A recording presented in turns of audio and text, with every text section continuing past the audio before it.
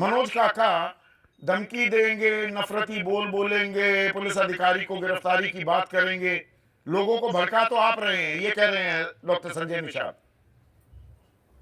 नहीं, संजय निषाद से तो आपने सवाल अच्छा पूछा। उन्होंने यादव पर आ गए, कुशवाहा पर आ गए, हरिजन बिरादरी पर आए, लेकिन उनसे मैं ये जानना चाह रहा हूं कि किस तरह की बेहयाई वाला उनका जो चेहरा जो दिख रहा था, वो इस देश के नागरिकों को कह रहे थे कि जिनसे रंग से नफरत है, रंग से जिनको नफरत है वो देश से बाहर भेज देंगे।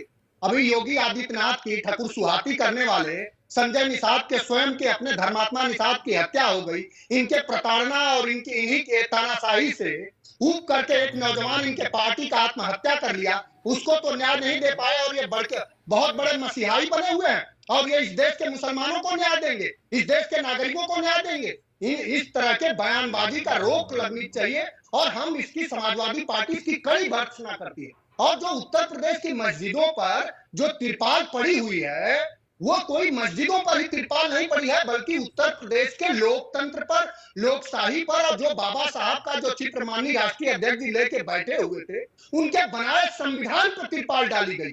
क्या क्या जिस तरह से कबीर ने एक समय में हिंदू मुस्लिम दोनों के धर्मांधता को बहुत जोर से उसका प्रतिकार किया, उस तरह के आज प्रतिकार का जरूरत है। और हिंदू मुस्लिम सिख ईसाई ये सबके बलिदान से बना हुआ देश है हमारे उधर। पर ये नौबत आई क्यों? ये उत्तर प्रदेश में ही क्यों हो रहा है? ये संभल में ही क्यों हो रहा है?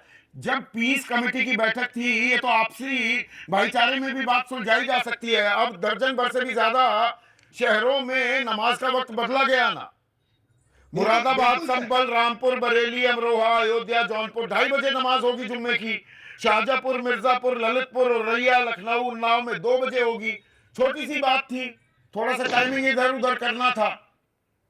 बिल्कुल सही बात है। बहुत सारे लोगों ने, मुस्लिम धर्माचार्यों ने कहा भी कि हम बाद में नमाज कर लेंगे, उसका स्वागत होना चाहिए। उस पक्ष से भी जो लोग कट्टरता भरे बयान दे रहे हैं, उसका प्रतिकार होना चाहिए। हमारे उदय प्रताप सिंह जी कहते हैं कि न तेरा है न मेरा है, ये हिंदुस्तान सबका है, और नहीं समझी गई ये बात तो नुकसान सबका है। और ये हजारों रास्ते बनाए गए उस तक पहुंचने के लिए, लेकिन पहुंचे हुए ये बताए कि भगवान सबका है। तो ये सबके सौहार्द से देश चलना चाहिए। समाजवादी पार्टी ये जानना चाह रही है कि जिस तरह से मस्जिदों पर तिरपाल डलवाया जा रहा है, क्या उत्तर प्रदेश में अब संविधान के किताब पर, धर्मनिरपेक्षता पर भी योगी आदित्यनाथ जी ये कह रहे हैं कि वो डलवा चुके हैं। इसका दूसरा पहलू ये है मनोज काका, अब एहतियात बरत रही है पुलिस प्रशासन और सरकार, एहतियात बरत रही है। अब एहतियात पर भी सवाल उठाओगे, वरना बवाल हो जाए कहीं। ये आप समझिए, आप बखूबी समझिए, आपके माध्यम से पूरा देश और पूरी दुनिया जाने, ये एहतियात नहीं बरता जा रहा, बल्कि ये दिखाया जा रहा है कि हम उन्मादी हैं और हम एक पक्ष को, एक वर्ग को दबा रहे हैं, और इसको हिंदू बखूबी समझते हैं। मैं योगी आदित्यनाथ जी से ये पूरा देश और उत्तर प्रदेश के हम सभी नौजवान जानना चाह रहे हैं कि पेपर लीक कौन कराता है? मुसलमान कराता है। उत्तर प्रदेश के नौजवानों को रोजगार कौन नहीं दे पाता है? 18 पेपर लीक हो गए। हजारों सालों से दलितों पिछड़ों का जो शोषण हुआ, जो उनको बधुआ मजदूर रखा गया, जो उनके कमर में झाड़ू बधवाई गई, किसी मुसलमान में तो नहीं बधवाया गया। किन सामंतों ने बधवाया? योगी आदित्यनाथ जी वो बताएं। तो ये तो देश में बहुजनों का सबसे ज्यादा शोषण मुसलमानों ने नहीं किया, अपने ही लोगों ने किया, जो जाति के श्रेष्ठता और सर्वोच्च पायदान पर बैठे हुए हैं। उनसे सवाल है, आप उनसे सवाल कर नहीं सकते। आप उन्हीं के स्वजाति हैं, आप उन्हीं की सामंती और उन्हीं का वर्चस्व बनाए रखना चाहते हैं, इसलिए इस देश में सांप्रदायिकता फैला रहे हैं। और उसके सांप्रदायिकता, ये तो the pot calling the kettle black, आप वो वाला काम कर रहे हैं। सांप्रदायिकता आप नहीं फैला रहे थे, वो मुस्लिम तुष्टीकरण, वो मुसलमान यादव एक गठजोड़ बनाकर सत्ता सुख भोग रहे थे। अब दूसरी तरफ से प्रतिक्रिया तो आएगी।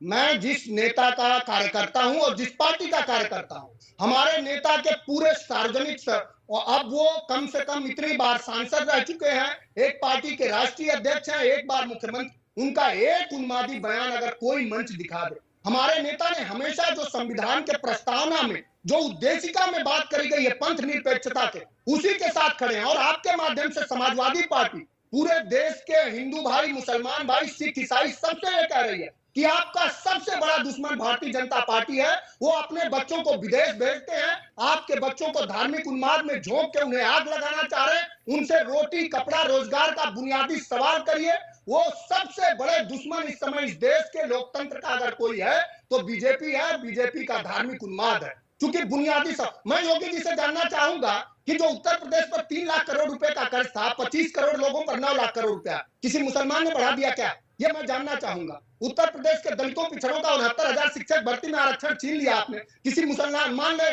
छीन लिया क्या? जो यहां से पूरे देश में जो, और मैं उनसे जानना चाहूंगा, इतनी बहादुरी भरी है तो एक समय में मान सिंह जी काबुल के गवर्नर थे जब अकबर का राज था। इतनी अगर आप में हिम्मत है और इतना राष्ट्रवाद अगर आपका चरम पर अगर इतना वो मुबाल मार रहा है तो चलिए ना काबुल तक भारत बनाइए, हम लोग आपके साथ हैं। ले पाएंगे आप उस समय तो हमारा अखंड भारत कहां तक था? काबुल तक था कि ठीक नहीं? है। आपसे जानना चाह तो रहा हूं। क्या ना एक मिनट